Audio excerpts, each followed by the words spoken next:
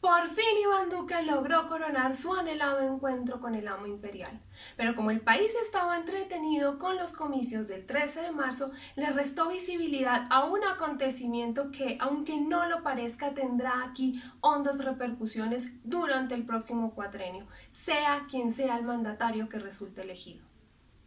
Y es que la designación que hizo Biden a Colombia como aliado estratégico no miembro de la OTAN afianza el papel del país como peón de los Estados Unidos en la confrontación que libra con Rusia y con China, conflicto que ha escalado a niveles altamente peligrosos a raíz de la guerra en Ucrania y al que no son ajenos los inesperados acercamientos entre Washington y Caracas. Veamos cómo se unen las piezas de este rompecabezas.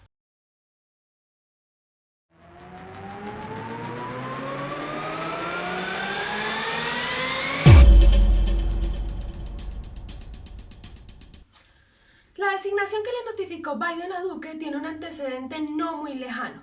Antes de abandonar la Casa de Nariño, Juan Manuel Santos también calificó como un enorme privilegio el ingreso de Colombia como socio global de la OTAN el 31 de mayo de 2018.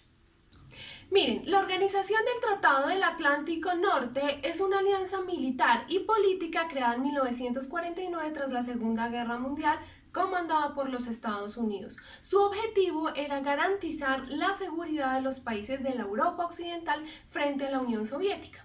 Entonces, esta en su defensa creó el Pacto de Varsovia en 1955, con lo que se dio inicio a la llamada Guerra Fría. Luego, esta guerra terminó cuando la Unión Soviética se derrumbó y, como era obvio, el Pacto de Varsovia se disolvió. Pero, sin embargo, la OTAN no ha dejado de expandirse y de intervenir militarmente para imponer los intereses geopolíticos de los Estados Unidos y sus aliados europeos.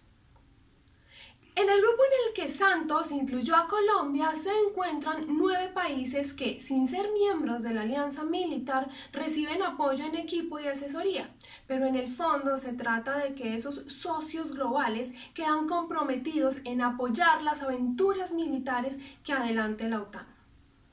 O sea, ya estamos comprometidos militar y políticamente con la OTAN, pero el paso que acaba de darse tiene aún más graves implicaciones.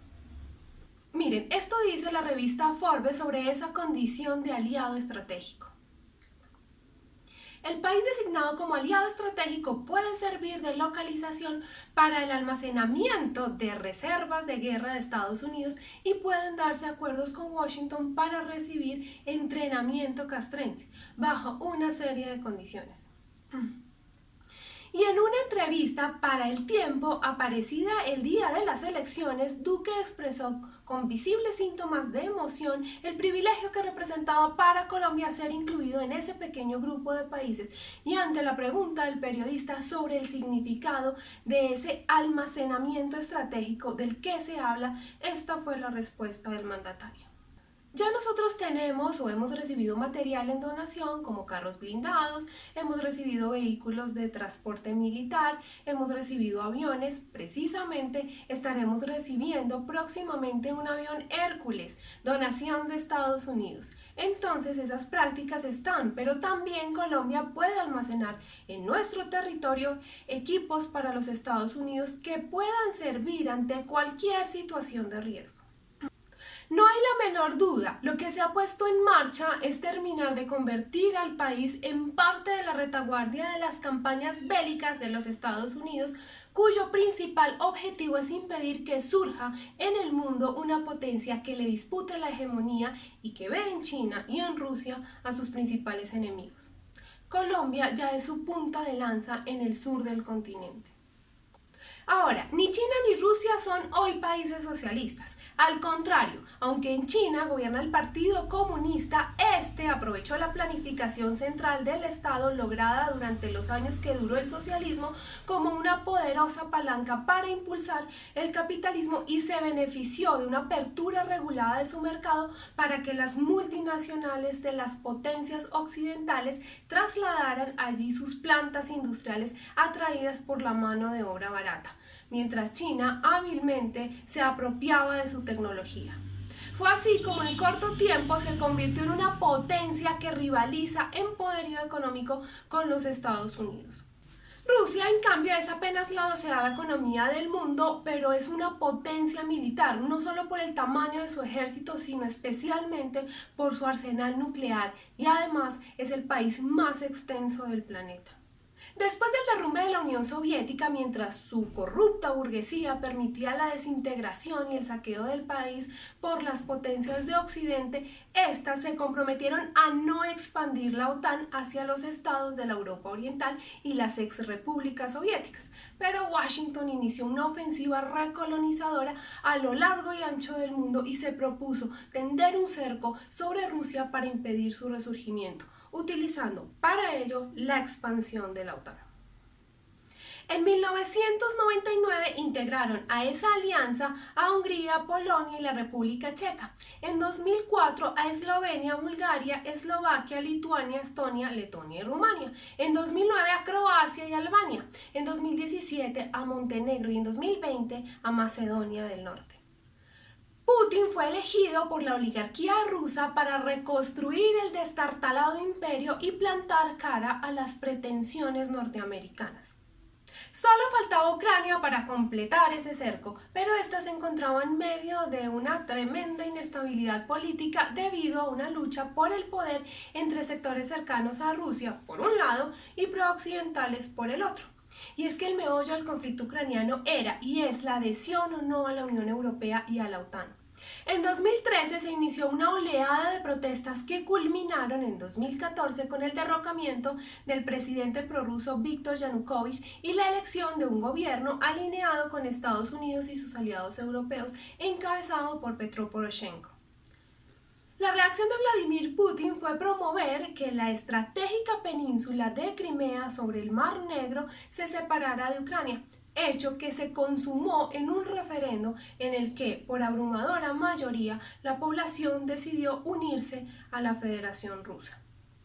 La instalación de un gobierno títere de los Estados Unidos y las potencias europeas en Ucrania provocó también un levantamiento separatista armado en la región del Donbass, limítrofe con Rusia, lo cual dio origen a una guerra civil en la que el régimen de Poroshenko y después el de Volodymyr Zelensky sometieron a las ciudades de Donetsk y Lugansk a un asedio militar con miles de víctimas mortales y más de 2 millones de desplazados, y el gobierno de Kiev, con las banderas del nacionalismo en alto, estableció aberrantes discriminaciones contra la población de origen ruso, como la prohibición de la enseñanza de su idioma en las escuelas y dejar de pagar las mesadas a los jubilados.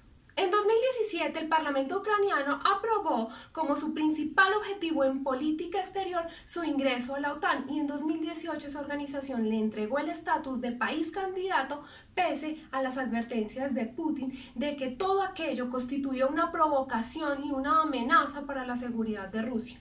La posibilidad de que este objetivo se concrete es la causa real de la guerra, cuyo último episodio fue la invasión que se dio el pasado 22 de febrero. Los gobernantes ucranianos no midieron las terribles consecuencias para su pueblo cuando decidieron actuar de peones de los Estados Unidos en su afán por imponer su hegemonía. La hipocresía y el cinismo de Biden y sus acólitos europeos no tienen límites.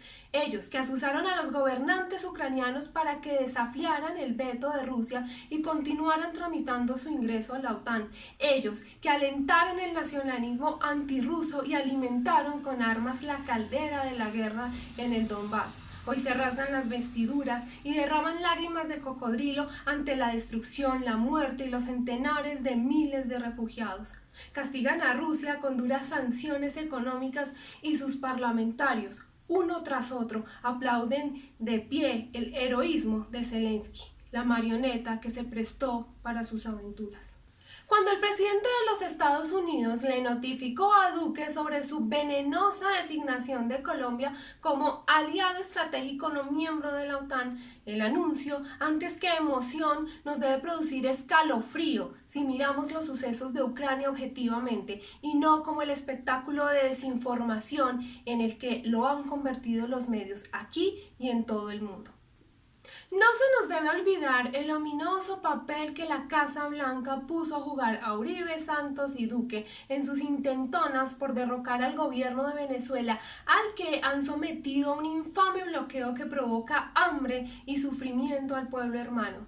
El mismo bloqueo que, sin remedio, lanzó al país vecino en los brazos de China y de Rusia, mientras arman por los medios novelescas conspiraciones entre Moscú y Caracas para justificar una mayor presencia norteamericana en nuestro territorio. Pero como los imperios no se andan con escrúpulos y sus proclamas por la democracia y la libertad son solo eso, proclamas, después de que Biden anunció que suspendía las importaciones de petróleo ruso, corrió a Venezuela a ofrecerle a Maduro la posibilidad de desbloquearle las ventas del hidrocarburo y de paso busca atraerlo nuevamente al redil, lo cual no es óbice para que, a su vez, con la designación de Colombia como aliado estratégico, le muestre los colmillos. Por eso dan risa las declaraciones de supuesta soberanía de Duque cuando afirma que, a pesar de los acercamientos de Washington con Caracas, aquí seguiremos inquebrantables luchando contra la dictadura del régimen castrochavista de Maduro. Las turbulencias de estos tiempos obligan a los pueblos a no mirar como simples espectadores los sucesos de la arena internacional, porque por lejos que parezcan, se encuentran fuertemente ligados por la internacionalización de las relaciones económicas y la lucha entre las potencias por zonas de influencia. ¿Qué opinan los candidatos presidenciales sobre la mentada designación? Bueno, con esta pregunta cerramos este rompecabezas por hoy. No se les olvide compartir esta información y suscribirse al canal para que les llegue de primera mano el próximo rompecabezas.